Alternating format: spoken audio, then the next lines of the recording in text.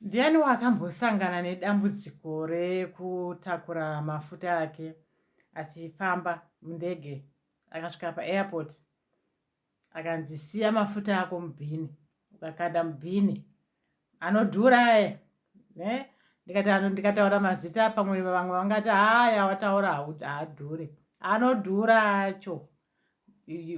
Makasvika paairport mukanzi mbuya mauya nemafuta enyu panapa but hamusi kuzopfuura nawo because matakura mafuta asingabvumidzwe, so you had to leave those products at the airport, right? Dhairema iyoyo inowanika nevanhu vakawanda. Inini ndakapfuura zvakare padhairema yerudzi irworo because ndini mumwe wacho wevanhu vanoda kugara nemafuta ake ende ndisingade kuashaya mafuta acho. Saka ndakasangana nedhairema iyoyo paairport rimwe gore.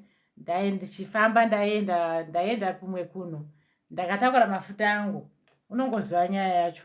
Ndakatakura mafuta angu akadai zibhodhoro iri zihombeombe nechubhu yacho iyoyi yakakura kudai so iyi.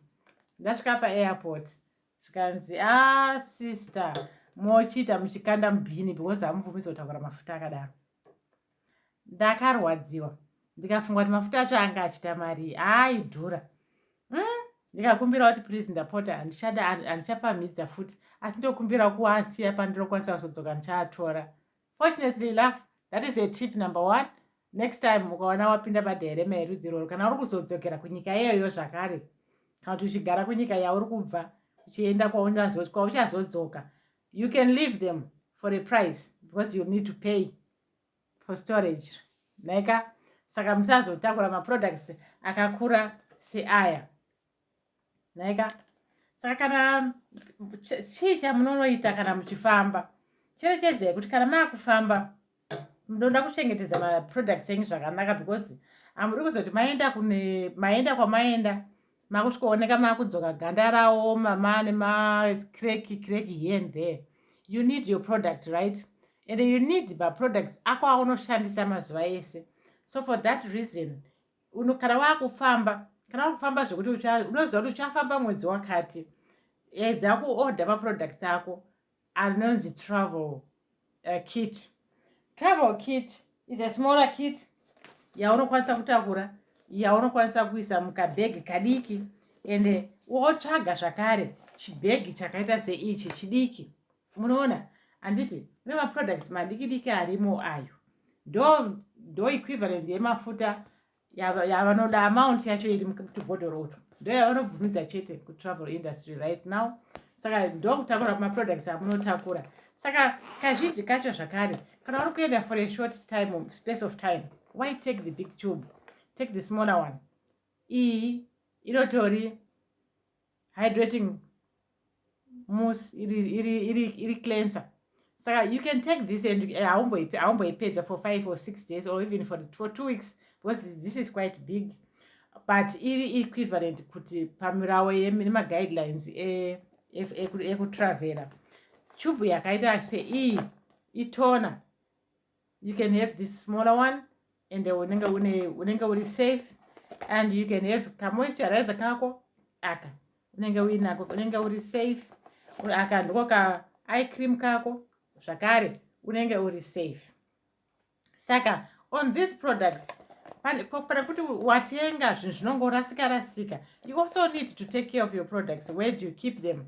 Ukaenda futi kumapoundland kuya you can buy this small little pouch or you can have a roller bag, but the roller bag probably it will be big because harizokwana muluggage yako muhand luggage. Saka this is quite sufficient enough for you as you are traveling, right?